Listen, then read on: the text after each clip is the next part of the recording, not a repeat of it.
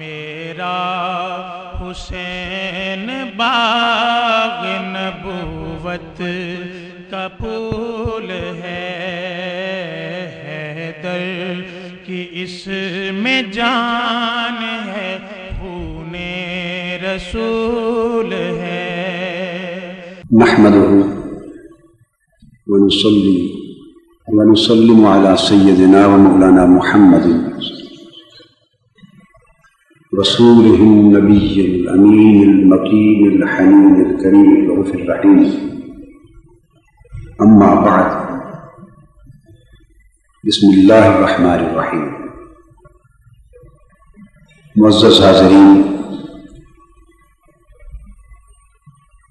عزیز طلباء و طالبات اور معزز خواتین،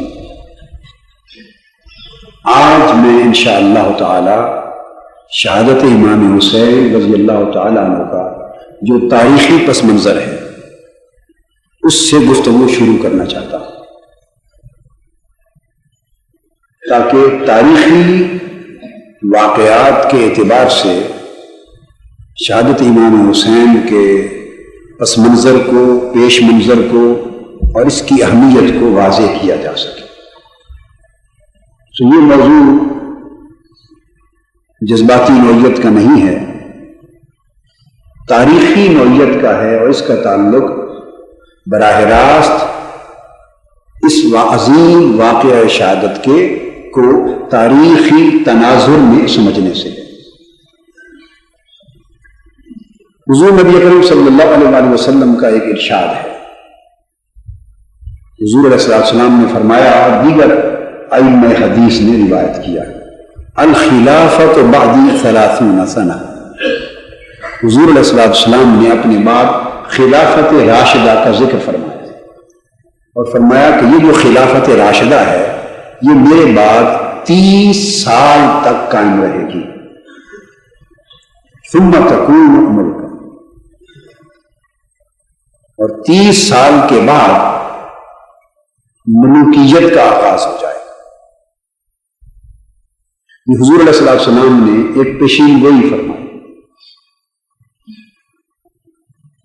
اور آقا صلی اللہ علیہ وسلم نے خلافت راشدہ کا ذکر صریح الفاظ میں یوں بھی فرما دیا تھا، علیکم بسنتی وسنت الخلفاء الراشدین المہدیین، کہ تم پر میری سنت پر عمل کرنا واجب ہے، اور علاوہ میرے جو خلفاء راشدین ہیں اور مہدیین ہیں، یعنی ہدایت یافتہ خلفاء راشدین، ان کی سنت پر بھی۔ حضور نبی کریم صلی اللہ علیہ وسلم نے خلافت راشدہ کی سنت اور اپنے دور نبوی اور دور نبوت اور رسالت کی سنت کو یکجا کر دیا اور فرمایا یہ دونوں سنتیں حقیقت میں ایک سنت ہے اور ان پر عمل کرنا تم پر واجب ہے۔ یعنی 10 سالہ مدنی دور جو نبوت و رسالت کی حکومت کا دور ہے، وہ گویا اسلامی نظام سلطنت کا اجمال ہے، اور 30 سال کا خلافت راشدہ کا دور وہ اس مصطفی نظام حکومت کی تفصیل ہے۔ اور آپ نے یہ پیشین گوئی بھی ساتھ فرما دی کہ یہ دور خلافت راشدہ کا اور خلفاء راشدین کا 30 برس تک ہوگا، پھر یہ بھی بتا دیا کہ اس کے بعد ملوکیت کا آغاز ہو جائے گا۔ نام بے شک اسے خلافت کا دیا جاتا رہے، مگر وہ حقیقی معنی میں خلافت نہیں ہوگی، وہ ملوکیت یعنی بادشاہت سے بدل دی جائے گی، اور وہ ملوکیت اور بادشاہت الگ بات ہے کہ اچھا حکمران آ جائے گا تو دین کی خدمت ہوگی اور اچھے کام ہوں گے، برا شخص آ جائے گا تو دین کو نقصان پہنچائے گا، برے کام، یہ ایک الگ بات ہے۔ لیکن بحیثیت نظام سلطنت و نظام حکومت کے خلافت ملوکیت میں بدل دی جائے گی۔ حضور نبی اکرم صلی اللہ علیہ وسلم کے اس اطلاع، آپ کی دی گئی اطلاع اور آپ کی عطا کردہ خبر کے عین مطابق خلافت راشدہ 30 برس کے اختتام پر مکمل ہو گئی۔ سیدنا صدیق اکبر رضی اللہ تعالیٰ عنہ پہلے خلیفہ راشد تھے، انہوں نے 2.5 برس خلافت کی۔ کتنے؟ اب میں مختصراً تاریخ کا یہ سفر مکمل کرنے کی کوشش کروں گا تاکہ ہم کربلا معلیٰ تک جا پہنچیں۔ سیدنا صدیق اکبر رضی اللہ تعالیٰ عنہ کے بعد سیدنا فاروق اعظم رضی اللہ تعالیٰ عنہ کا دور خلافت 10 برس پر مشتمل رہا۔ کل کتنا عرصہ ہو گیا؟ 12.5 برس۔ ان کے بعد سیدنا عثمان غنی رضی اللہ تعالیٰ عنہ نے تخت خلافت کو زینت بخشی، آپ کا دور 12 برس تک رہا۔ کتنا عرصہ ہو گیا؟ 24 برس۔ پھر سیدنا علی شیر خدا رضی اللہ تعالیٰ عنہ کا دور خلافت آیا، آپ 5 برس تک خلافت راشدہ کے عہدہ جلیلہ پر متمکن رہے۔ 5 برس۔ کتنا زمانہ ہو گیا؟ 29.5 برس۔ تو 30 برس میں کتنا عرصہ کم رہ گیا؟ 6 ماہ۔ اس میں پہلے 4 خلفائے راشدین ہی کی طرح اسی سنت اور اسی طریقہ و منہاج کے مطابق سیدنا امام حسن مجتبی رضی اللہ تعالی عنہ کو خلیفہ راشد مقرر کیا گیا۔ تو گویا وہ 5ویں خلیفہ راشد تھے۔ تو یوں اگر تفصیل میں جائیں تو خلفائے راشدین 4 نہیں بلکہ 5۔ سیدنا حسن مجتبی رضی اللہ تعالی عنہ 6 ماہ تک خلافت راشدہ کے منصب پر فائز رہے۔ تو 30 برس کی مدت مکمل ہو گئی۔ یہ 6 ماہ کا عرصہ ملا کر 30 برس کا عرصہ خلافت راشدہ کا بنتا ہے۔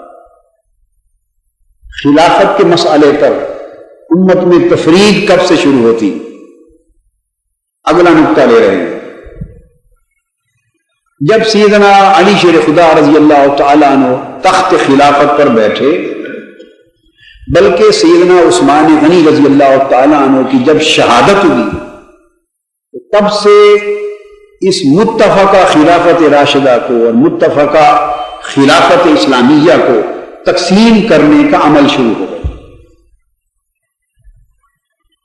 اور جب سیدنا مولا علی شیر خدا رضی اللہ تعالی عنہ خلیفہ راشد، 4تھے خلیفہ راشد ہوئے اور آپ نے تخت خلافت سنبھالا، تو اس زمانے میں حضرت معاویہ رضی اللہ تعالی عنہ شام کے یعنی دمشق کے گورنر چلے آ رہے تھے۔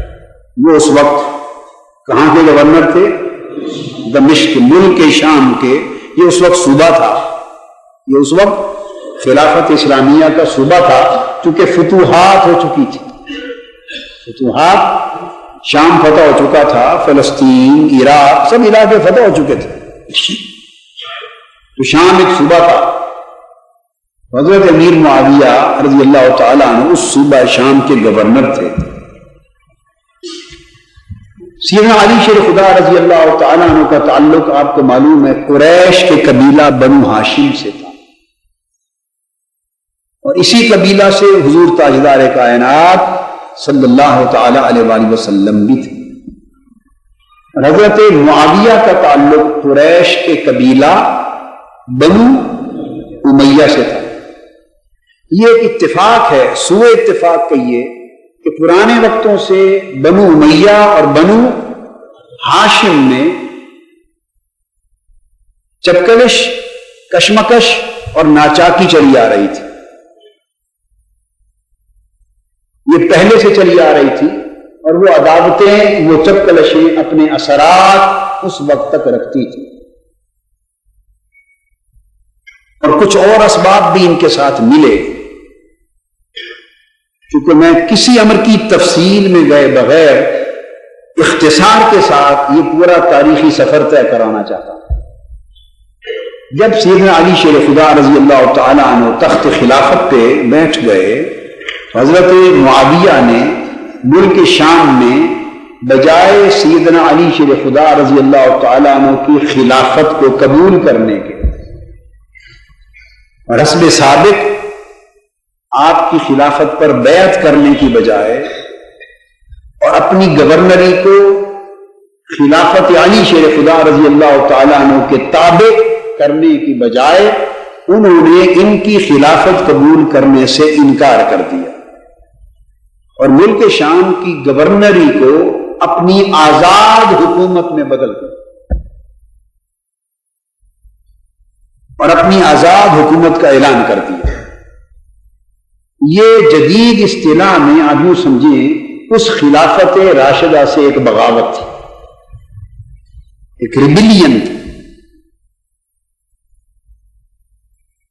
اور اس بنیادی خلافت راشدہ کی وفاداری کے خلاف ایک انحراف تھا، ایک بغاوت تھی۔ ان کا حضرت علی شیر خدا رضی اللہ تعالیٰ عنہ کی حق پر مبنی خلافت کو قبول نہ کرنا اور انکار کر کے اپنی گورنری کو آزاد اور مطلق حکومت میں بدل دینا، یہ اقدام ان کا شرعاً اور سیاستاً درست اقدام نہیں تھا۔ یہاں سے ایک غلط اقدام کی ابتدا ہو گئی۔ اب اس پر مختلف اسباب ہیں۔ شیعہ حضرات اس کے اسباب بیان کرتے ہیں اور وہ حضرت علی کرم اللہ وجہ الکریم کے حق پر قائم ہونے کی حمایت کرتے ہوئے حد سے بھی بڑھ جاتے ہیں اور بہت کچھ حضرت معاویہ کے خلاف کہتے چلے جاتے ہیں، ایک ایکسٹریم پر چلے جاتے ہیں۔ اور کچھ لوگ وہ ہیں جو خارجی الذہن ہیں، کیا خارجی الذہن، اور وہ اپنے دل میں بغض اہل بیت رکھتے ہیں، چھپا ہوا بغض رکھتے ہیں، چھپا ہوا بغض ظاہر نہیں کرتے، نام نہیں لیتے بغض اہل بیت کا، مگر اہل بیت اطہار کی محبت سے ان کے دل خالی، یا بغض اہل بیت کا کوئی نہ کوئی گرد یا بیج ان کے اندر مخفی طور پہ ہوتا ہے، اس کے پیش نظر حضرت امیر معاویہ کے اقدام کو بہر صورت ڈیفینڈ کرنا چاہتے ہیں، اس کا ڈیفینس کرتے ہیں، دفاع کرتے ہیں اور اسے درست ثابت کرنے کی کوشش کرتے ہیں، نتیجتاً وہ بھی حد سے بڑھ کر ایک ایکسٹریم تک چلے جاتے ہیں۔ یہ اقدام بھی ناروا اقدام ہے، یعنی ایک غلط قدم کو درست ثابت کرنا کبھی درست نہیں ہو سکتا۔ ہمارا موقف کیا ہے؟ یعنی اصل اہل سنت والجماعت کا اور اہل سنت کے ائمہ کا، اکابرین کا، راہ راست پر چلنے والے سواد اعظم کا اصل موقف کیا ہے؟ دونوں انتہاؤں سے بچ کر وہ بات کہنا جو میں نے احتیاط کے ساتھ کہی ہے، کہ درست کو درست کہا جائے، غلط کو غلط سمجھا جائے، مگر ہم سیدنا علی شیر خدا ہی کی خلافت کو حق پر مبنی خلافت سمجھتے، انہی کی خلافت و امامت حق ہے، اور حضرت امیر معاویہ رضی اللہ تعالیٰ عنہ کا آزاد حکومت کا اعلان کر دینا اور سیدنا علی شیر خدا کے دست حق پرست پر بیعت نہ کرنا اور ان کی خلافت کو قبول نہ کرنا، لاکھ دلائل دیے جانے کے باوجود بھی درست نہ ہے، نہ ہو سکتا۔ ہم ان کے اقدام کا دفاع نہیں کرتے، مگر کیا کرتے؟ محض ان کے صحابی رسول ہونے کی بنیاد پر غلطی صحابی سے بھی سرزد ہو سکتی، صحابی انسان ہوتا ہے، وہ رسول اور نبی اور پیغمبر معصوم نہیں ہے، اور یا اللہ سے صادر ہو سکتی ہے غلطی، کا سبب اس کا نفس کی خواہش ہو، اس کا غلبہ ہو، کا سبب ہو اس کا خاندانی محبت کا اور خاندانی عصبیت کا غلبہ ہو، خاص سبب اس کا بیٹے کی جانشینی کی چاہت کا اور اس کی محبت اور حوث کا غلبہ ہو، خاص سبب اس کا ارد گرد کے ملک شام اور دمشق کے جو ماحول تھے سیاسی، ان کا خارجی دباؤ خواہ خاندانی چپترش کے زیر اثر ہوا ہو، خواہ بزم خیش خون خرابے سے بچنے اور خلافت کو دو حصوں میں بٹ جانے کے ڈر سے، اس خوف سے بچاؤ کے لیے نیک نیتی پر کیا گیا قدم ہو۔ اسباب کوئی مورخ جو چاہے بیان کر لے، جس کا جی چاہے اس سبب کو قبول کر لے، جس کا جی چاہے دوسرے سبب کو قبول کر لے، اسباب جو بھی ہوں، مگر اس قدم کو کا دفاع نہیں کیا جا سکتا۔ ہم یہ کہتے ہیں کہ وہ ہم چونکہ وہ صحابی رسول تھے، اقدام غلط تھا، مگر صحابی رسول اور حضور علیہ السلام کا ارشاد الصحابۃ کلہم عدول، کہ میرے تمام صحابی عادل ہیں، ان کی طرف بدنیتی کا الزام، اس کا انتساب اور بدنیتی کو منسوب نہیں کرنا چاہیے۔ خود آقا علیہ السلام کے ارشاد کے پیش نظر، صحابیت کے حیا کے پیش نظر اور حضور کے صحابہ کے عدول ہونے کے تصور کے پیش نظر ادباً اور حیاءً اپنی زبان بند رکھتے ہیں اور ان کی ذات پر تان تشنیع اور تنقید نہیں کرتے۔ ادباً اور حیاءً خاموشی کو واجب سمجھتے ہیں اور انہیں گالی دینے کو حرام سمجھتے ہیں، اور تان اور تشنیع دینا، ان کو برا بھلا کہنا، ان کو معاذ اللہ منافق کہنا، استغفر اللہ کافر کہنا، یا ان پر لعنت ملامت بھیجنا، یا برے الفاظ کے ساتھ انہیں یاد کرنا، اس عمل کو صحابیت کی توہین سمجھتے ہوئے اور حضور علیہ السلام کے حکم کی خلاف ورزی تصور کرتے ہوئے ادب اور حیا کے خلاف سمجھتے ہیں، اور ادب اور حیا صحابیت کے پیش نظر، اور حقیقت میں وہ حیا رسول ہے کہ حضور کے صحابی ہیں۔ ہم خاموشی کو واجب گردانتے اور زبان درازی کو حرام سمجھتے۔ چونکہ اہل سنت میں تمام تر حقائق کے باوجود پھر سب سے بڑی حقیقت ایک ادب کی بھی ہے۔ تمام تر حقائق اور واقعات کے باوجود ایک سب سے بڑی حقیقت کس کی؟ ادب کی بھی ہے، اور ادب پہلا کرینہ ہے محبت کے کرینوں میں۔ لہذا اس ادب اور حیا کے پیش نظر خاموشی ہمارا مسلک ہے، مگر اس خاموشی سے بڑھ کر ان کے اقدام کا دفاع کرنا ہم ناجائز سمجھتے، اسے درست قرار دینا ہم ناجائز سمجھتے۔ درست مولا علی شیر خدا ہی، جائز قدم مولا علی شیر خدا کا ہی ہے، حق پر مبنی خلافت مولا علی شیر خدا کی ہی ہے۔ سو ہم یہ اعلان کرتے ہیں کہ حق حضرت علی شیر خدا کی جانب، حق حضرت علی شیر خدا کی جانب۔ اور ہماری فقہ کی اور عقائد کی بعض کتابوں میں صراحت کے ساتھ یہ بات درج بھی ہے، بعضوں نے تو یہاں تک بھی لکھ دیا ہے وَالْحَقُّ كَانَ بِيَدِ عَلِيٍّ وَإِنَّ مُعَاوِيَةَ بَغَىٰ عَلَيْهِ، کہ حق سیدنا علی شیر خدا کی طرف تھا اور حضرت معاویہ کا اقدام حضرت علی کے خلاف بغاوت۔ اگر وہ صحابی رسول نہ ہوتے، کوئی اور شخص ہوتا، تو پھر اس کے لیے حکم سخت ہوتا، اس کے لیے حکم سخت ہوتا۔ یہ آقا علیہ السلام کی صحابیت ہے کہ جس نے ان کو سخت حکم سے بچا لیا، اس کی حفاظت کی۔ بس یہ دفاع ہے، صحابیت دفاع ہے، اقدام کا دفاع نہیں۔ اب آپ بڑے کلیئر ہو گئے کہ نہیں اس موضوع پر؟ شکوک و شبہات کے بادل چھٹ گئے اور پورا کنسپٹ کلیئر ہو گیا۔ اب ہوا یہ کہ جب ایک متوازی حکومت کا اعلان کر دیا گیا، سیدنا مولا علی شیر خدا رضی اللہ تعالیٰ عنہ نے ان کو خط بھی لکھا کہ اے بھائی معاویہ، میری خلافت اسی طرح منعقد ہوئی ہے جیسے عثمان، عمر اور ابو بکر رضوان اللہ تعالی علیہ مجمعین، اسی طرح شورا نے مجھے خلیفہ منتخب کیا متفقہ طور پر جیسے ان کو منتخب کیا تھا، اور شورا نے اور مسلمانوں نے اسی طرح متفقہ طور پہ میری بیعت کی جیسے اصحاب ثلاثہ کی ہوئی تھی، اور وہی حجت میری خلافت کے لیے موجود ہے۔ انہوں نے لکھ بھیجا کہ میں آپ کو اپنی بیعت کی دعوت دیتا ہوں، لیکن حضرت معاویہ رضی اللہ تعالی عنہ نے اس بیعت کو قبول نہ کیا۔ یہاں سے امت میں دو دھڑے ہو گئے.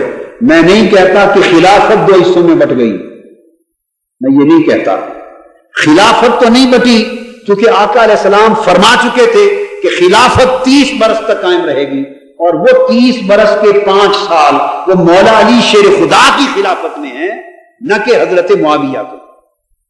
وہ تو ایک متوازی حکومت شروع ہوئی، حتیٰ کہ سیدنا علی شیر خدا کے بعد کے 6 ماہ بھی امام حسن مجتبی رضی اللہ تعالی عنہ کے وہ خلافت راشدہ میں شامل. مگر یہ کہ دو متوازی حکومتیں بہرحال بن گئیں، اور نتیجتاً ملک شام میں ان کی حکومت، اور کوفہ عراق سمیت حجاز حرمین اور باقی علاقوں میں سیدنا علی شیر خدا کی حکومت تھی، سلطنت تھی، خلافت تھی. امت بٹ گئی، دو دھڑے بن گئے، اور یہ مجموعی طور پہ امت کے وحدت، یکجہتی اور استحکام کے لیے نیک شگون نہیں تھا. اور اسی کے نتیجے میں پھر جنگیں بھی ہوئی. اہل سنت علماء اور ائمہ حضرت امیر معاویہ رضی اللہ تعالیٰ عنہ کے اس اقدام کو خطا بھی قرار دیتے ہیں، اور ادب اور حیا بھی، چونکہ زبان تان دراز کرنا حرام ہے اور عدل پر بھی اعتقاد، عدالت پر بھی اعتقاد رکھنا ضروری ہے، لہذا اس خطا کو خطائے اجتہادی قرار دیتے، خطائے اجتہادی قرار دیتے. اور خطا اجتہادی میں یہ ہے کہ اگر غلطی بھی ہو گئی تو اللہ معاف کر دیتا ہے، اور نیک نیتی پر چونکہ مبنی ہوتی ہے تو اللہ ایک اجر دیتا ہے. ہم اس سے زیادہ فقہی بحث میں نہیں پڑتے. جنگ جمل اور جنگ صفین وغیرہ اسی باب کی کڑیاں ہیں. یہاں دو حکومتوں کے معرض وجود میں آ جانے کے بعد 4 طبقات وجود میں آ گئے. کتنے؟ 4. ایک طبقہ تو وہ جو حضرت سیدنا مولا علی شیر خدا رضی اللہ تعالیٰ عنہ کی خلافت کو حق سمجھتا تھا، اور آپ کا اتنا حامی ہوا کہ انہوں نے آپ کی حمایت میں حضرت امیر معاویہ کو برا بھلا کہنا شروع کر دیا، اور ان کے ساتھ کھلم کھلا جنگ پر اتر آئے. یہ وہ طبقہ تھا جنہوں نے سیاسی طور پر سیدنا علی شیر خدا کی حمایت میں پھر آگے غلو کیا، اتنا غلو کیا کہ حضرت امیر معاویہ کو برا بھلا کہنے لگ گئے. یہ طبقہ اپنے آپ کو شیعان علی کہنے لگا. کیا کہنے لگا؟ شیعان علی. تو یہ ایک طبقہ وجود میں آیا. اب یہ بات یاد رکھ لیں کہ جب لفظ شیعان علی وجود میں آیا ہے تو اس سے مراد کوئی شیعہ مکتب فکر نہیں تھا، شیعہ مسلک نہیں تھا، شیعہ کا کوئی فقہی مذہب اس سے مراد نہیں تھا. ایسی کوئی چیز وجود میں نہیں تھی. یہ فقط اختلاف چونکہ سیاسی تھا، اور یہ حمایت بھی سیاسی تھی، اور اس حمایت میں جو لوگ بڑے شدید ہو گئے، بہت شدید ہو گئے، انہوں نے سیاسی حمایت سیدنا علی شیر خدا کی کرتے ہوئے اپنے آپ کو شیعان علی کا نام دیا. شیعہ گروہ کو کہتے ہیں، یعنی یہ حضرت علی کا حامی گروہ بن گیا. بس تو شیعان علی کی ابتدا ایک سیاسی گروہ کے طور پہ ہوئی،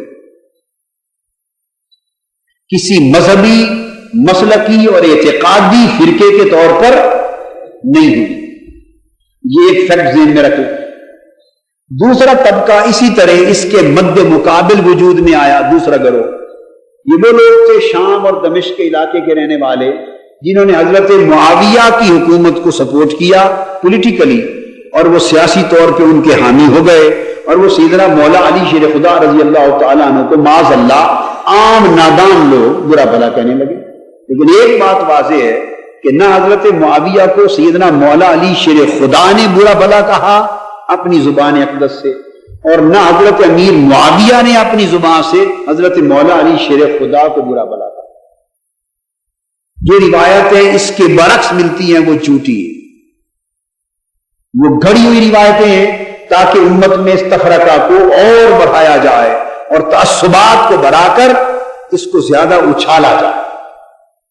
باصورت وہ صحابی تھے، اور حضرت امیر معاویہ رضی اللہ تعالیٰ عنہ وہ ان سے اس قدم کی، اس اقدام کی ہرگز توقع نہ تھی کہ وہ منبر رسول پر اس سیاسی اختلاف کے ساتھ معاذ اللہ اخلاقی حدوں سے نیچے اتر آئیں اور حضرت مولا علی شیر خدا کو برا بھلا کہیں. یہ نہ ان سے توقع تھی اور نہ صحیح روایتوں سے ان سے ثابت. اور سیدنا مولا علی شیر خدا رضی اللہ تعالیٰ عنہ، ان سے تو یہ ممکن ہی نہیں تھا کہ وہ تو خلفائے راشدین میں سے تھے، عشرہ مبشرہ میں سے تھے، افضل اربع میں سے تھے، اور باب مدینہ علم مصطفیٰ تھے. اور حضور علیہ السلام نے ان کے لیے بتا دیا تھا انا مدینۃ العلم وعلی بابھا، علم و عرفان مصطفیٰ کا دروازہ. تو وہ ایک خاص اخلاقی سطح سے نیچے کی بات نہیں کر سکتے. تو حضور علیہ السلام کا اعلان عام تھا من کنت مولاہ فہذا علی مولا، جس کا میں مولا اور ساتھی ہوں یہ علی بھی اس کا ساتھی ہے. جس علی شیر خدا کے لیے آقا علیہ السلام نے اتنے اونچے رتبوں کی باتیں کر دی ہوں، وہ سیاسی اختلاف پر حق پر ہونے کے باوجود اور انہیں غلط سمجھنے کے باوجود غیر اخلاقی قدم کے انہیں برا بھلا کہیں، یہ نہیں. تو یہ باتیں جو ان دو صحابہ کی طرف اگر کسی کتاب میں منسوب ملیں تو وہ فتنہ پروری ہے، موضوع من گھڑت روایات ہیں تاکہ اسلام کے اندر تعصبات کو ہوا دی جائے. حیا کی پاسداری شخصی سطح پہ بہر صورت موجود تھی، یہ ان کے مقام و منصب کے تقاضے تھے. چنانچہ دوسرا گروہ وہ بن گیا جو حضرت معاویہ کا حامی تھا، سیاسی گروہ. اسے کوئی خاص نام نہیں دیا جاتا، یعنی بنو امیہ کے حامیوں کا گروہ. یہ اس ملوکیت کا حامی گروہ بن گیا جو شہنشاہیت وجود میں آ رہی تھی، ملوکیت وجود میں آ رہی تھی، ایک نئی بادشاہت وجود میں آ گئی تھی، اس کا حامی گروہ بن گیا. ایک آمریت وجود میں آ رہی تھی، اس کا حامی بن گیا. یہ دو گروہ ہو گئے. تیسرا گروہ ایک اور وجود میں آیا جنہوں نے حضرت علی شیر خدا اور حضرت امیر معاویہ دونوں کی مخالفت کا اعلان کر دیا. یہ ایک نیا فتنہ کھڑا ہو گیا، یعنی اس اختلاف سے ناجائز فائدہ اٹھاتے ہوئے ایک نیا فتنہ کھڑا ہو گیا، اور یہ فتنہ خوارج کا فتنہ تھا. یہ فتنہ خوارج کا فتنہ تھا. انہوں نے حضرت مولا علی شیر خدا رضی اللہ تعالیٰ عنہ کو بھی برا بھلا کہا، اور حضرت امیر معاویہ رضی اللہ تعالیٰ عنہ کو بھی برا بھلا کہا.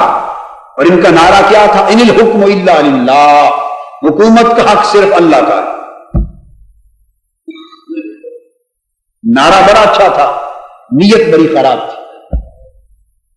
سیدنا مولا علی شیر خدا رضی اللہ تعالیٰ عنہ نے ایک مقام پر فرمایا کہ ان کے الفاظ اچھے ہیں مگر نیت بری. نعرہ ان الحکم الا للہ، کہ حکم صرف اللہ کا چلے گا، اتنا اٹریکٹیو نعرہ ہے، مگر خوبصورت نعرے کے اندر نیت بڑی خراب تھی. نیت خراب کیا تھی؟ ان الحکم الا للہ کہہ کر وہ جہاں حضرت امیر معاویہ کی حکومت کی نفی کرتے تھے، وہاں وہ بدبخت خارجی حضرت مولا علی شیر خدا کی خلافت حقہ کی بھی نفی کرتے تھے، اور ان کی خلافت راشدہ کی بھی نفی کرتے تھے. جبکہ اسے ماننا عین تقاضا شریعت تھا، کیونکہ یہ الخلافت بعدی 30 سنہ کا حصہ تھا. یہ حکومت مصطفیٰ کا تسلسل تھا، تو ان کی بھی نفی کرتے تھے. یہ فتنہ خارجیوں کا پیدا ہوا. چنانچہ انہوں نے حضرت سیدنا مولا علی شیر خدا کو اور حضرت امیر معاویہ کو دونوں کو معاذ اللہ واجب القتل اور کافر ڈکلیئر کر دیا. دونوں کو بیک وقت واجب القتل ڈکلیئر کر دیا، اور دونوں کے خلاف ان کی سازشیں شروع ہو گئی، اور ان کی پھر الگ جنگیں ہوئی، اور اس فتنہ کو بھی حضرت مولا علی شیر خدا نے کچلا رضی اللہ تعالی عنہ. اور بالآخر سیدنا علی شیر خدا رضی اللہ تعالیٰ عنہ کی شہادت کا سبب بھی یہی بدبخت خارجی بنے، اور حضرت امیر معاویہ کو بھی نہیں خارجیوں میں سے کسی نے شہید. یہ تیسرا فتنہ تھا. اور ان خوارج کا عالم کیا تھا؟ یہ نماز کے بڑے پابند تھے، روزے کے پابند، زکوٰۃ کے پابند، نوافل کے پابند، کثرت سے تہجد پڑھتے، ذکر اذکار کرتے، تلاوت قرآن کی بڑی کرتے. وہ ساری خوبیاں ان میں تھی جس قسم کی خوبیاں آج کل بعض بڑے متشدد قسم کے ملاؤں کی جماعتوں میں پائی جاتی. میں نام نہیں لیتا، بقایا آپ خود سمجھ لیں. بعض لوگ بڑے متشدد ہیں، ان کے نعرے بھی صرف اسی قسم کے ان الحکم الا للہ، اللہ کے سوا کسی کی حکمرانی کو نہیں مانتے، اللہ کے سوا کسی کی حکومت نہیں، اللہ کے سوا کسی کا نظام نہیں، حتیٰ کہ نظام مصطفیٰ بھی نہیں مانتے، نظام الہی مانتے. شریعت محمدی بھی نہ کہو، شریعت الہی کہو. حکومت صرف اللہ کی، امر صرف اللہ کا، اور صرف توحید کو مانتے ہیں، صرف اللہ کو مانتے ہیں. جن لوگوں کا زور بڑی شدت کے ساتھ صرف اللہ پر اور اللہ پر اور اللہ پر ہے، حتیٰ کہ رسول پاک کی ذات، رسول پاک کی حکومت، رسول پاک کی حاکمیت کا بھی انکار کرتے ہیں. معاذ اللہ، نام نہاد حاکمیت الہیہ کے تصور پر وہ لوگ بڑے شدید ہیں. نماز میں آپ سے بڑھ کر، روزوں میں بڑھ کر، تہجد میں بڑھ کر، اذکار میں بڑھ کر، جہاد میں بڑھ کر، تلاوت قرآن میں بڑھ کر، شریعت کی ظاہری پابندی میں بڑھ کر، وہ ساری علامتیں جو اس دور کے خوارج میں نظر آتی تھی وہ آج بھی کہیں کہیں اگر کھلی آنکھوں سے آپ دیکھیں تو نظر آتی. رسول اللہ السلام نے فرمایا تھا کہ یہ ٹولہ میری امت کے آخر وقت تک موجود رہے گا، اور اس ٹولے کی ایک علامت حضور علیہ السلام نے یہ بھی بیان فرمائی تھی کہ یہ میری امت کو کافر اور مشرک ڈکلیئر کرے گا، کافر اور مشرک ڈکلیئر کرے گا، شرک کا فتویٰ دے گا مسلمانوں کا. یہ بھی ان کی علامتوں میں سے ہے. اور یہ بھی ان کی علامتوں میں سے ہے. بخاری شریف میں حضرت ابن عباس اور دیگر صحابہ سے مروی آقا علیہ السلام نے فرمایا کہ قرآن مجید کی وہ آیتیں، میں صحیح بخاری کوٹ کر رہا ہوں، وہ آیتیں جو کافروں اور مشرکوں کے حق میں نازل ہوئی تھی انہیں پڑھ پڑھ کر مسلمانوں پر اطلاق کرے گا، اور مسلمانوں کو ان آیتوں کے نام سے کافر و مشرک بنائے گا. یہ ساری علامتیں صحیح بخاری اٹھائیے، مسلم اٹھائیے، ترمذی اٹھائیے، صحاح ستہ اٹھائیے، یہ ان خارجیوں کی تھی، یہ ان خارجیوں کی تھی. تو اس ذہنیت کی ابتدا خود عہد رسالت مآب سے ہی ہو گئی تھی. ذوالخویسرہ تمیمی نامی ایک شخص تھا. کیا نام؟ ذوالخویسرہ تمیمی نامی، قبیلہ بنو تمیم کا ایک شخص ذوالخویسرہ، جس نے بڑے مجمع میں آقا دو جہاں صلی اللہ علیہ وآلہ وسلم کو جب آپ مال غنیمت تقسیم فرما رہے تھے، حضور کو براہ راست خطاب کر کے اس بدبخت نے کہا تھا اعدل یا محمد، اے محمد اللہ سے ڈر. معاذ اللہ، براہ راست حضور پر تنقید کر دی تھی، براہ راست حضور علیہ السلام پر اس شخص نے تنقید کر دی تھی اور کہا تھا عدل کریں، آپ عدل نہیں کر رہے، اللہ سے ڈرو. اس پر آقا دو جہاں علیہ السلام نے جواب دیا کہ اے بدبخت، اگر میں اللہ سے نہیں ڈرتا اور میں عادل نہیں ہوں جسے صبح و شام آسمان سے غیب کی امانت عطا کی جاتی ہے، اگر میں عدل نہیں کروں گا تو روئے زمین پر ہے کوئی شخص اور عدل کرنے والا؟ مگر وہ گستاخ رسول پاک کا وہ بدبخت حضور علیہ السلام کو طعنہ دے کر صحابہ کرام کی بڑی مجلس میں حضور کی طرف پشت کر کے روانہ ہو گیا، چل پڑا، گستاخی کر کے چل پڑا. تو حضور علیہ السلام نے فرمایا لوگوں، حضرت فاروق اعظم جلال میں آ گئے. اور ایک اور واقعہ ہے، حضرت خالد بن ولید جلال میں آ گئے. عرض کیا یا رسول اللہ اجازت ہو تو میں اس بدبخت گستاخ کا سر قلم کر دوں. اسے مجلس میں تاجدار کائنات کی بارگاہ پر انگلی اعتراض کی، تنقید کی اٹھانے کی جرت کیسی ہوئی؟ آقا علیہ السلام نے فرمایا نہیں عمر، اور دوسری روایت کے مطابق فرمایا نہیں خالد بن ولید، رک جا، اس بدبخت کو قتل نہ کر، اسے فقط پہچان لو. اس کی پشت میں سے ایک قوم جنم لے گی اور میری امت کے آخری زمانے تک ہوگی، اور وہ قوم نمازیں تم سے زیادہ پڑھے گی، روزے تم سے. یہ حضور علیہ السلام کن کو فرما رہے تھے؟ صحابہ کرام. ان کی نمازیں تم سے زیادہ ہوں گی، ان کے روزے تم سے زیادہ ہوں گے، یہ قرآن کی تلاوت بھی تم سے زیادہ کریں گے، اسلام کا نام بھی تم سے زیادہ لیں گے. تمہاری نمازیں، تمہارے روزے، قرآن کی تلاوت ان کے مقابلے میں تھوڑی نظر آئے گی.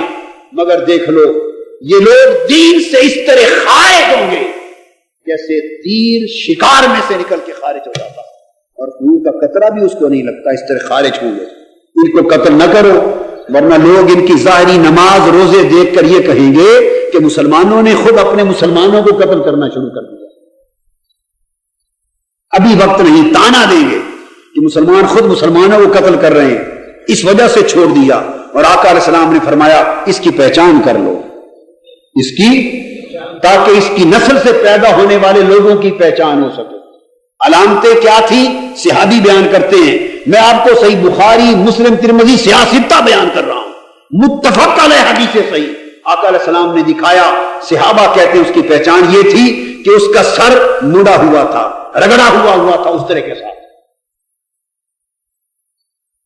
اس کی داڑھی بہت بڑی اور گھنی تھی، اس کی آنکھیں اندر کو دھسی ہوئی تھی، اس کے گال ابھرے ہوئے تھے، اور اس شخص نے اپنا تہبند چادر ٹخنوں سے آدھی پنڈلی تک اونچا اٹھا کے باندھا ہوا تھا۔ تہبند آدھی پنڈلی تک اونچا باندھا ہوا تھا، سر مڑا ہوا تھا، داڑھی گھنی تھی۔ اس قسم کی اس کی علامتیں تھی۔ یہ صحابہ کرام نے کیوں بیان فرمائی؟ ایک بڑا بنیادی سوال ہے۔ ہزارہ واقعات ہوئے، ہزارہ باتیں ہوئی، ہزارہ لوگ نظروں سے گزرے، احادیث بھری پڑی ہیں، لیکن کبھی کسی کے ایسے حلیے بھی صحابہ نے بیان کیے کہ فلاں شخص مڑے ہوئے سر کا تھا اور اس کی آنکھیں دسی ہوئی تھیں اور اس کی داڑھی گھنی تھی اور گال ابھرے ہوئے تھے اور ٹخنوں سے اوپر اس کی آدھی پنڈلی تک چادر بندھی ہوئی تھی۔ سوال یہ ہے کہ یہ علامتیں صحابہ نے کیوں بیان کی؟ کوئی تو حکمت ہوگی۔ کیا معاذ اللہ اس کا مذاق اڑا رہے تھے؟ نہیں، یہ صحابہ کرام کے مقام سے فروتر ہے۔ یعنی کیا اس کی شکل بیان کر کے اس کی شکل کا حلیے کا مذاق اڑا رہے تھے؟ نہیں، استغفر اللہ، صحابہ کرام نے اس وجہ سے نہیں اونچے لوگ، اس لیے بیان کی کہ ان علامتوں کو پہچان لو۔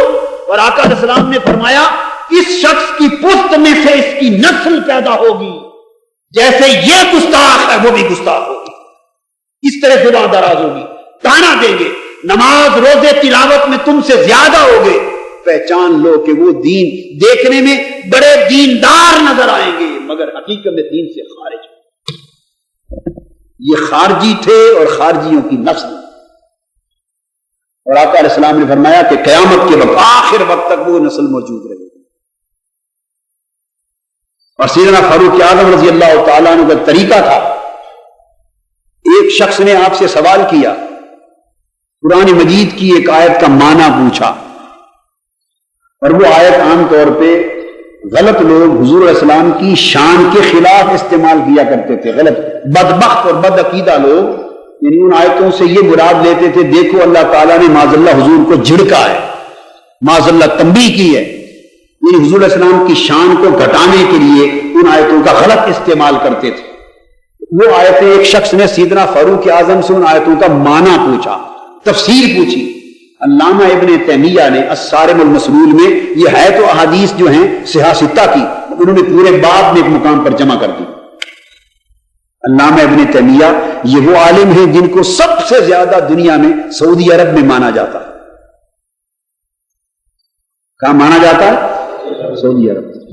انہوں نے جمع کر دیا، فرماتے ہیں سیدنا فاروق اعظم سے ان کا معنی کیا ہے؟ سیدنا فاروق اعظم رضی اللہ تعالیٰ عنہ سمجھ گئے، معنی نہیں بتایا ان آیتوں کو، کیا ان کا ترجمہ نہیں بتایا، تفسیر میں نہیں پڑھے، اس نے آیتوں کا مفہوم پوچھا اور آگے معلوم ہے سیدنا فاروق اعظم نے جواب کیا دیا؟ فرمایا ذرا سر سے کپڑا ہٹانا، پگڑی یا ٹوپی چادر جو کچھ بھی تھی ذرا ہٹانا۔ ہٹایا تو اس کے سر پہ بال تھے۔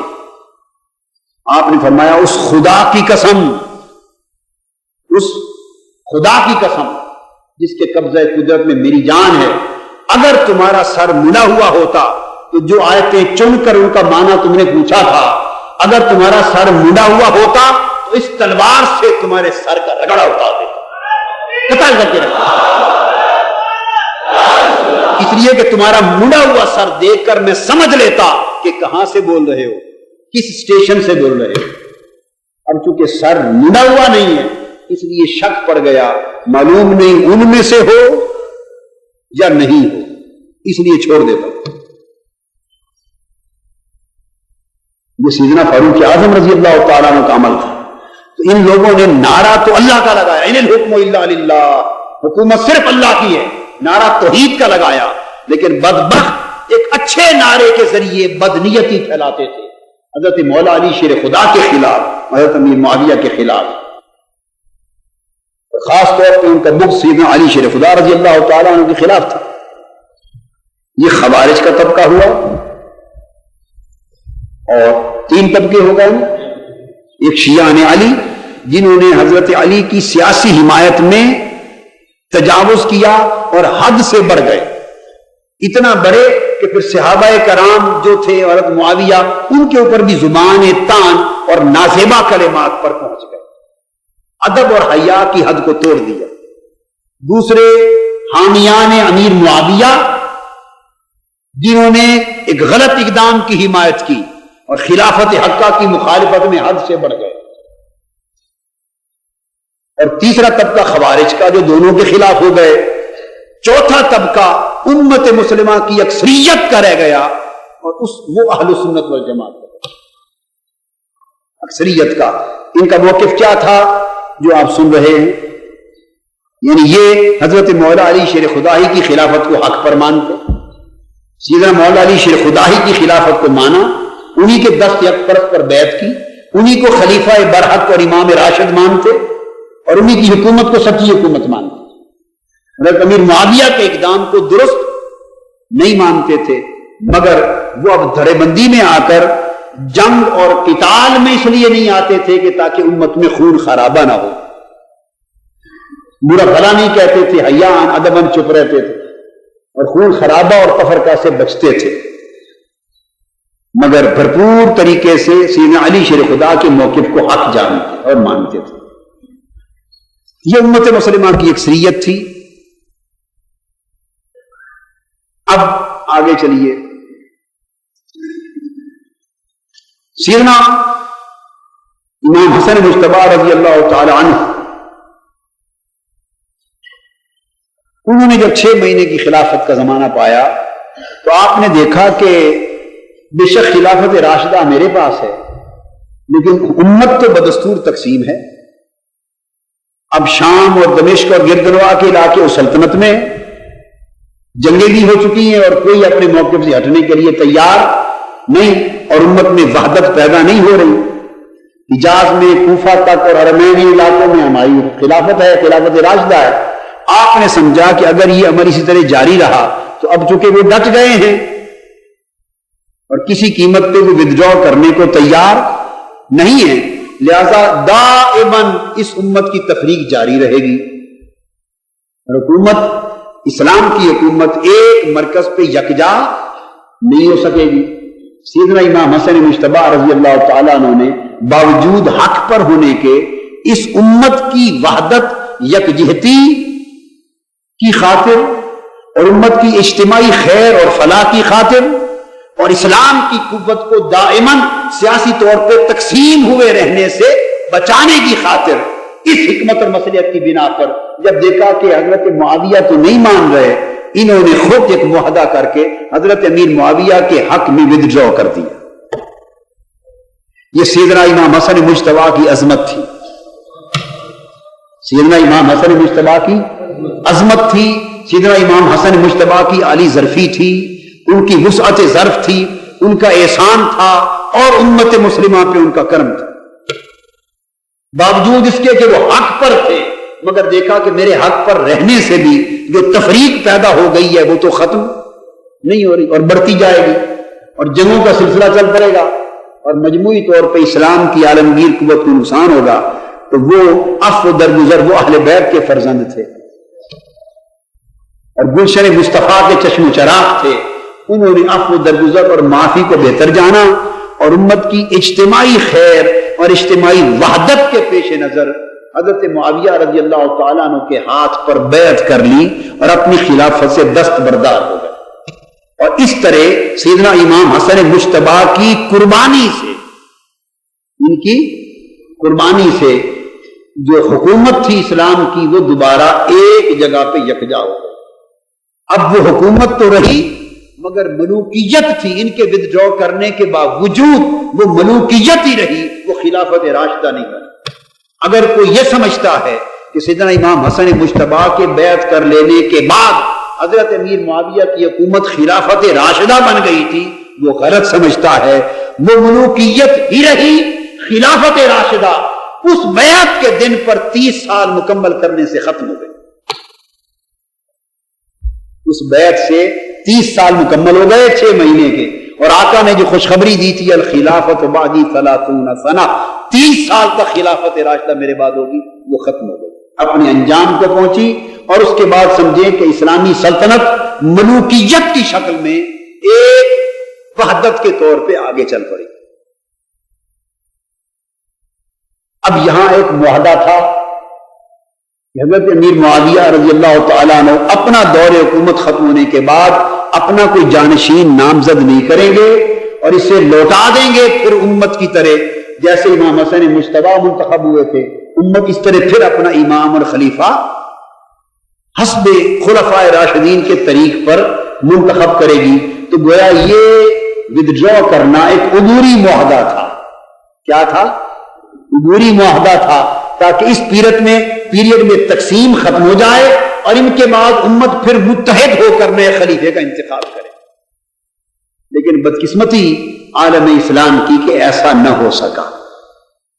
جب حضرت امیر معاویہ کا آخر وقت آیا، اب یہاں پر مورخین نے مختلف اسباب لکھے ہیں، میں کسی پر جرح و تنقید نہیں کرتا۔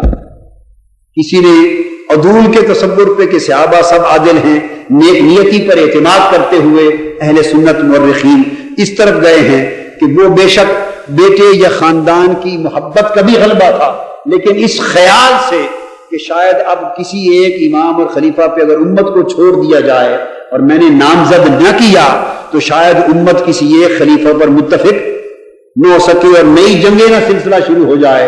انہوں نے اسی خیال کے پیش نظر اپنے بیٹے یزید کو اپنا جانشین نامزد کر دیا۔ کچھ لوگ یہ کہتے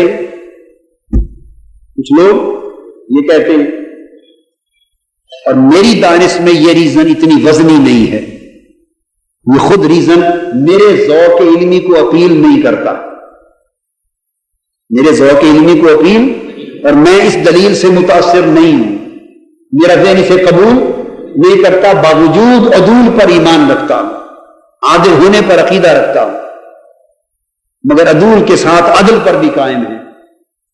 ہم سمجھتے ہیں کہ انسان کے اندر جو بشری کمزوریاں ہوتی ہیں وہ غالب آ گئی۔ یہ دوسری خطا ہوئی، اس کو بھی خطا اجتہادی کہا جاتا ہے کہ شفقت پدری غالب آئی بطور باپ کے، یا خاندانی عصبیت غالب آئی، یا مجموعی حکومتی ماحول نے اثر انداز کیا، جو بھی اسباب تھے مجموعی طور پہ بہر صورت اس معاہدے پر عمل پیرا نہ ہو سکے، اور اپنے آخری دور میں کچھ درباریوں نے، ارد گرد کے لوگوں نے ایک ماحول کریٹ کر دیا کہ آپ کے بیٹے سے بہتر کون ہے، اسی کو خلیفہ نامزد کر دیں، نہ کیا تو قتل و غارت ہو جائے گی، امت تقسیم ہو جائے گی، جنگیں ہوگی، فتنہ فساد ہوگا۔ بہر صورت کچھ ان کے داخلی عوامل اور کچھ خارجی اور سیاسی عوامل سب نے مل کر اس معاہدے پر عمل پیرا ہونے کی بجائے ان سے ان کے بیٹے یزید کی جانشینی کروا دی، اور یہ دوسری غلطی تھی، یہ دوسرا غلط اقدام تھا۔ پہلا حضرت سیدنا مولا علی شیر خدا کے خلاف اپنی آزاد حکومت کے قیام کا اعلان غلط اقدام تھا۔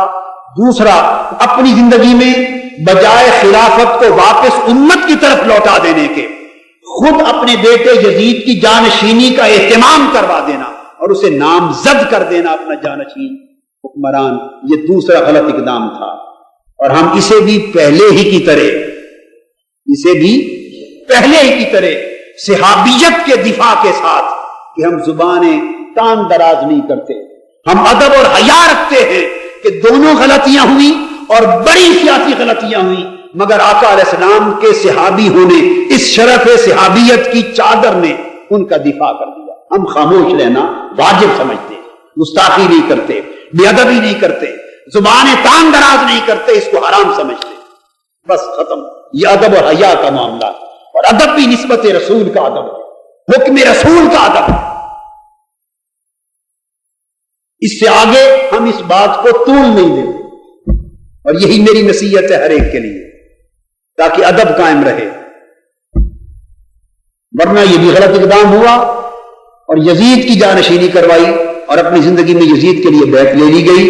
یہاں سے اس اگلی ایک تاریخ باب کی بنیاد رکھ دی گئی، جو تاریخ باب معرکہ کربلا کی شکل میں جا کے ختم ہوا۔ ان کا یہ خیال یہ بھی تھا، بعض مورخین نے یہ بھی لکھا ہے کہ یزید کو سیاسی سوجھ بوجھ بہت تھی، اس وجہ سے اس کو نامزد کیا۔ بارصورت میں نے بتایا اس فیور کے جتنے دلائل ہیں وہ وزنی نہیں، اور دیانتداری کا تقاضا یہ ہے کہ جو بات حقیقت ہے اسے تسلیم کر لیا جائے اور بعد ازاں زبان درازی سے رکا جائے، خاموشی ادب کے ساتھ رکھی جائے۔ چنانچہ یزید تخت پر بیٹھ گیا اور یہاں سے دور یزیدیت کا آغاز ہو گیا۔ اتنا حضرت امیر معاویہ نے اپنے بیٹے یزید کو نصیحت کی، بلکہ وصیت کی اور تلقین کی، جو ان کے اندر تھا وہ کہہ دیا، کہا کہ بیٹے بے شک سیدنا امام حسین یہ وہ ہستیاں چند ہیں جو تمہارے ہاتھ پر بیعت نہیں کریں گی، تمہاری حکومت اور خلافت کو تسلیم نہیں کریں گی، مگر یاد رکھ لینا وہ اہل بیت رسول ہیں، حضور کے صاحبزادے اور شہزادے ہیں، ان سے تعرض کرنا، ان سے زیادتی نہ کرنا۔ یہ نصیحت کر دی۔ وہ جیسے باپ کا خیال ہوتا ہے کہ شاید بیٹا میری بات کا حیا کرے گا، اندازہ نہیں تھا کہ یہ یزید کتنا بے حیا، وہ بے حیا تھا، بدبخت تھا، نافرمان تھا، اس نے کسی چیز کی قدر نہ کی، اور تخت خلافت پر، خلافت کیا تھی، تخت حکومت پر بیٹھتے ہی اس نے مدینہ کے گورنر کو خط لکھ دیا۔ کسے؟ مدینہ کے گورنر کو خط لکھ دیا، اس کا نام اس وقت ولید بن عقبہ تھا، اور کہا کہ حضرت امام حسین، حضرت عبداللہ بن عمر اور حضرت عبداللہ بن زبیر، ان تینوں کو بلاؤ اور میرے لیے ان سے بیعت لو، اور اگر وہ تینوں بیعت نہ کریں تو گرفتار کر کے انہیں میرے پاس لے آؤ۔ اس بدبخت نے حکومت کے تخت پر بیٹھتے ہی اس ظالمانہ کاروائی کا اور اس آمرانہ کاروائی کا آغاز کر دیا۔ یہاں ایک بات کہہ دوں کہ یہ 60 ہجری میں تخت حکومت پر بیٹھا ہے یزید، اور یہ بدبختی کا سال تھا۔ حضرت ابو ہریرہ رضی اللہ تعالیٰ عنہ فرماتے ہیں حدیث پاک میں، اور ایک حدیث صحیح بخاری میں ہے، وہ فرماتے ہیں حفظت من رسول اللہ صلی اللہ علیہ وسلم دعائین، میں نے حضور علیہ السلام سے 2 طرح کی دعائیں اور 2 طرح کے کلمات سیکھے۔ فَأَمَّا أَحَدُهُمَا فَبَثَّسْتُهُ فَأَمَّا الْآخَرُ لَوْ بَثَّسْتُهُ لَقُطِعَ هَذَا الْبَلْعُومُ۔ فرمایا 2 قسموں کی باتیں میں نے حضور علیہ السلام سے سیکھی ہیں، ان میں سے ایک قسم تو ایسی باتوں کی ہے جو میں برسر عام تم سے بیان کرتا رہتا ہوں، کھلی مجلسوں میں بیان کرتا ہوں۔ حضرت ابو ہریرہ رضی اللہ تعالیٰ عنہ فرماتے ہیں، اور یہ حدیث صحیح بخاری کی حدیث، اور فرمایا دوسری قسم ایسی باتوں کی ہے اگر میں کھلے عام بیان کر دوں تو میری گردن کاٹ دی جائے، اگر کھلے عام بیان کر دوں تو میرا گلا یہاں سے کاٹ دیا جائے، وہ میں ہر عام شخص کو بیان نہیں کرتا، یعنی وہ خاصوں کے لیے، وہ خاصوں کے لیے ہیں۔ یہ ابو ہریرہ رضی اللہ تعالیٰ عنہ فرما رہے ہیں، وہ جو میاں محمد نے کہا کہ خاصاں دی گل عامہ اگے نہیں مناسب کرنی، کھیر پکا محمد بخشا کتیاں اگے درنی، وہ خاصوں کے سامنے کہہ سکتے ہیں، عاموں کی نہیں۔ یہ حضرت ابو ہریرہ فرما رہے ہیں رضی اللہ۔ یہی حضرت یعقوب علیہ السلام نے نصیحت کی تھی سیدنا یوسف علیہ السلام اپنے بیٹے کو، جب وہ خواب دیکھا تھا آپ نے کہ سورج چاند اور 11 ستارے سجدہ کر رہے ہیں، حضرت یعقوب نے بشارت دی، مبارکبادی دی، بیٹا خواب بڑا اونچا ہے، اس خواب نے تمہارا مستقبل دکھا دیا ہے، مگر خاصوں کی بات ہے، عاموں سے نہ کر بیٹھنا۔ عرض کیا بابا عام کون ہے؟ فرمایا یہ جو تمہارے سوتیلے بھائی ہیں نا، ان کو نہ بتا دینا، سوتیلے بھائیوں کو نہ بتا دینا، فتنہ کھڑا کر دیں گے۔ ہم کیا چیز ہیں، ہم کیا چیز ہیں؟ حضرت یوسف علیہ السلام بھی ان پر اعتماد کر بیٹھے، اعتماد کر بیٹھے اور اعتماد کر کے ان کو بالآخر بتا بیٹھے، اور یہ اس خاص بات کا ستیلے بھائیوں کو، عاموں کو بتانے کا نتیجہ تھا کہ پھر کنویں میں گرائے گئے اور پھر مصر کے بازاروں میں بیچے گئے اور پھر زلیخا سے ستائے گئے اور 9 سال تک جیلوں میں مارے، 30 سال تک مارے پھرے، اور پھر زمانہ کاٹ کر تخت سلطنت مصر پہ جا کے بیٹھے۔ پھر والد آیا، پھر والدہ آئیں، 11 بھائی آئے اور تخت مصر پر حضرت یوسف کو پایا۔ جب سارے اس زمانے کے رواج کے مطابق سجدے میں گرے، حضرت یعقوب بولے، بیٹے یہ ہے اس خواب کی تعبیر جو تو نے بچپن میں دیکھا تھا، جو خاصوں کی چیز تھی تو عاموں کو بتا بیٹھا، سچا تو ثابت ہو گیا مگر 30 سال تجھے بڑی تکلیف اٹھانا پڑا۔ تو ایسا ہو جاتا ہے، ایسا ہو جاتا ہے۔ تو حضرت ابو ہریرہ رضی اللہ تعالیٰ عنہ فرماتے ہیں کہ آقا علیہ السلام نے مجھے خاص باتیں بتائی تھی، وہ اگر عوام کو بتا دوں تو میرا گلا کاٹ دیا جائے۔ کسی خاص نے ان سے کبھی پوچھا کہ ان میں سے کوئی ایک بات مجھے تو بتا دو، اور یہ بھی حدیث پاک میں ہے اور فتح الباری میں روایت ہے کہ ان خاص باتوں میں سے کوئی ایک بات مجھے بھی بتا دو۔ حضرت ابو ہریرہ نے بتا دیا رضی اللہ تعالیٰ عنہ، فرمایا ان خاص باتوں میں سے ایک بات یہ ہے کہ حضور علیہ السلام دعا کرتے تھے، اعوذ باللہ من رأس الستین و امارت الصبیان، اے اللہ میں سن 60 ہجری کی ابتدا سے پناہ مانگتا ہوں۔ جب میری امت پر سن 60 ہجری شروع ہوگا، 60واں سال ہجری کا آئے گا، اس کی ابتدا سے پناہ مانگتا ہوں، اور نااہل کم عمر لوگ جب تخت سلطنت پر بیٹھیں گے اس سے پناہ مانگتا ہوں۔ تو جب سن 60 آیا، یزید کم عمر تھا، نااہل تھا، بدبخت تھا، فاسق تھا، فاجر تھا، شرابی تھا، زانی تھا، بے ایمان تھا، بے حیا تھا، ملعون تھا، جہنمی تھا، اس تخت سلطنت کا اہل نہ تھا، کم عمر بھی تھا، کم شعور بھی تھا، کم عقل بھی تھا، کم عمل بھی تھا۔ جب وہ تخت پر بیٹھا تو عمارت الصبیان کی شرط بھی پوری ہوئی، کم عمروں کا تخت پر بیٹھنا، اور راس الستین اور سن 60 کی ابتدا والی شرط بھی پوری ہوئی۔ حضرت ابو ہریرہ نے فرمایا یہ تو معلوم نہیں کہ 60 سال بعد کیا ہوگا اور سن 60 ہجری کی ابتدا کیا ابتدا ہوگی، مگر اتنی راز کی بات ہے کہ حضور اس سال سے پناہ مانگتے تھے۔ نگاہ مصطفیٰ 60 برس کے بعد 60 برسوں کے پردوں کے اندر چھپے ہوئے مائکہ کربلا کو دیکھ رہی تھی۔ نگاہ مصطفیٰ بدبخت یزید کی جانشینی کو دیکھ رہی تھی۔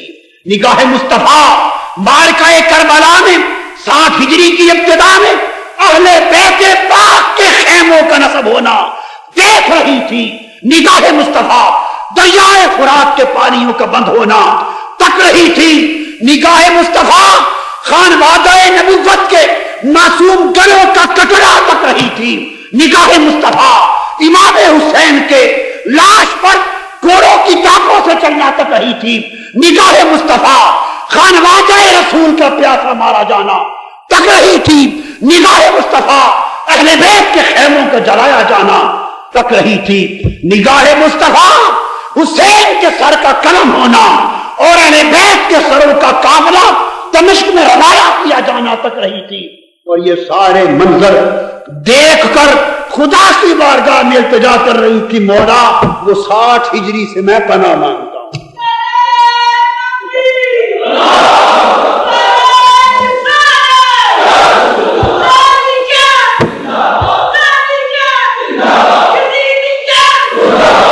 اور فتح الباری میں ہی یہ حدیث ہے کہ ابو ہریرہ رضی اللہ تعالیٰ عنہ خود ساری زندگی جب بازاروں سے بھی گزرتے تھے، اوپن مارکیٹ سے گلی کوچوں بازاروں میں بآواز بلند یہ دعا کرتے تھے خود، اللہم لا تدرکنی سنۃ 60 ولا امارت صبیان، اے اللہ مجھے 60 ہجری تک زندہ نہ رکھنا، مجھے سن 60 تک زندہ نہ رکھنا۔ دعائیں کرتے تھے، اور اللہ کی شان کہ 60 ہجری کی آمد سے قبل حضرت ابو ہریرہ کی وفات ہو گئی۔ کسی کو خبر نہ تھی کہ 60 ہجری میں کیا ہونے والا ہے. سن 60 آیا اور بدبخت یزید تخت پر بیٹھا. اس کے تخت پر بیٹھنا تھا کہ معرکہ کربلا کی داستان کی ابتدا ہو گئی. اور وہ ابتدا ولید بن عقبہ کو خط لکھے گئے خط سے ہوئی کہ حسین کو پکڑ لو، عبداللہ بن عمر کو پکڑ لو، عبداللہ بن زبیر کو پکڑ لو اور ان سے میری بیعت کا مطالبہ کرو. بیعت کرے تو فبہا، نہیں تو انہیں گرفتار کر کے میرے دربار میں پیش کر دو. آج کی گفتگو یہاں پر ختم کرتا ہوں. اگلا جو بھی موقع آئے گا انشاءاللہ تعالی جمعۃ المبارک تو اس گفتگو سے آگے کے مضمون کو شروع کریں گے. وما علینا الا البلاغ. میرا حسین باغ نبوت کا پھول ہے، حیدر کی اس میں جان ہے، خون رسول ہے.